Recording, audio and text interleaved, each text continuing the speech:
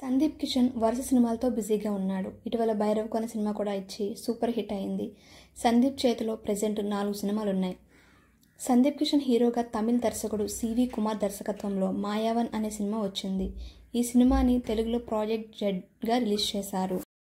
ఈరోజు మాయావన్ teaser release చేశారు.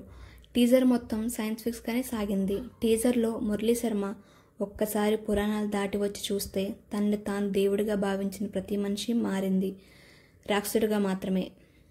అలాంటి రాక్షసుడు వచ్చిన ప్రతిసారి ఆ దేవుడు పంపేది మొండితనాన్ని ఆయుధంగా మార్చుకొని పోరాడే ఓ సామాన్యుడు లాంటి పవర్ఫుల్ డైలాగ్ చెప్పారు.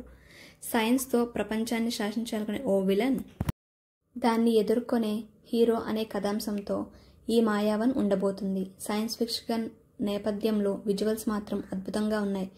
దీంతో ఈ మాయావన్ సినిమాపై ఆసక్తి నెలకొంది.